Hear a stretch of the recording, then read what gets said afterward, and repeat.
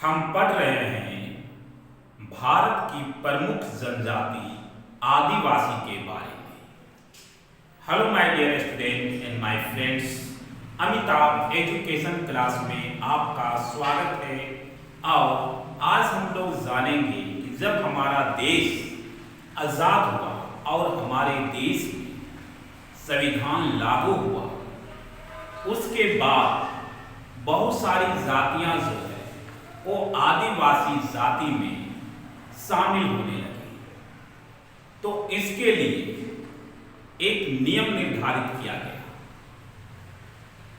जो कि 1960 में ये नियम लाया गया।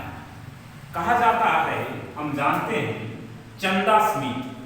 चंदा समिति के द्वारा 1960 में अनुसूचित जनजाति में किसी भी जाति को शामिल करने के लिए 5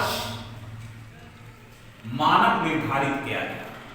ऐसा नहीं, क्योंकि हम जानते हैं कि भारत का संविधान आदिवासियों को आदिवासी ना कहकर अनुसूचित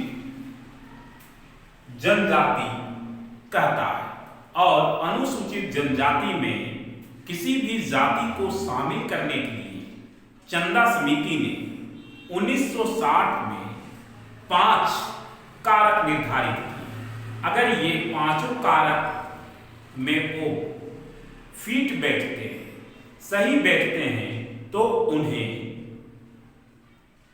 जो है अनुसूचित जनजाति के अंदर रख सकते हैं। क्या है वो 5 कारक, वो हम लोग जानते हैं। पहला, भौगोलिक एकाकीपन, यानी कि भौगोलिक रूप से जो जमीनी तौर पे वो जुड़े, जो जंगलों वगैरह में रहे, ठीक है, जिसका जो पूर्वज, उनके पूर्वज जंगलों में निवास करते हैं। तो इस स्टेप में भौगोलिक रूप से विशिष्ट संस्कृति, उसका एक विशिष्ट अपना संस्कृति हो जो किसी औरों की संस्कृति से किसी प्रकार का मेल ना खाता। आगे है पिछड़ा, वो जो है से आर्थिक विकास के मामले में, आर्थिक, शिक्षा और शारीरिक, मानसिक, मानव विकास के मामले में भी अगर वो पीछे है, तो ये कारक भी जरूरी है। संकुचित स्वभाव, उसका स्वभाव जो है वो बिल्कुल आदिवासियों से, आदिवासी के और जातियों से मेल खाता, यानी कि मिलता जुलता आदिम जाति के लक्षण उसमें, आदि मानव के लक्षण उसके अंदर पाए जाते हैं।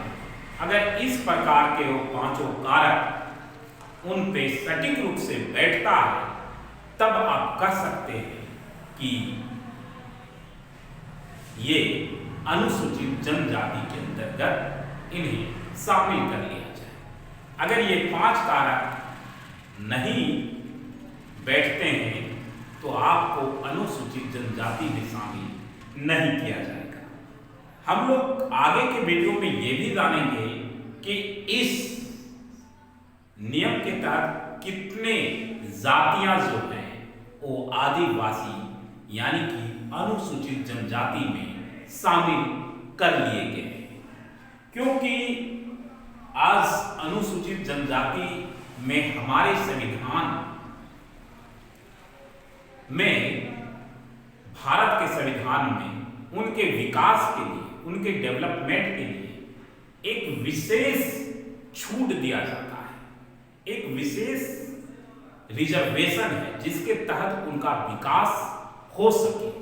और इसीलिए बाद में बहुत सारी जातियां खुद को अनुसूचित जनजाति के अंदर केवल उसका लाभ लेने के लिए, वो आने के लिए या अपने आप को अनुसूचित जनजाति के अंदर शामिल करने के प्रयास किए। लेकिन इसी को देखते हुए चंदा समिति ने 1960 में नियम ले आया कि अब 5 कारक जब तक मैच नहीं करेगा तब तक आप अनुसूचित जनजाति के अंतर्गत शामिल नहीं किए जाएंगे। तो आज के वीडियो में इतना ही, फिर मिलते हैं नेक्स्ट वीडियो में नेक्स्ट टॉपिक के साथ। तब तक के लिए आप हमें इजाजत दीजिए। जय हिंद, जय भारत।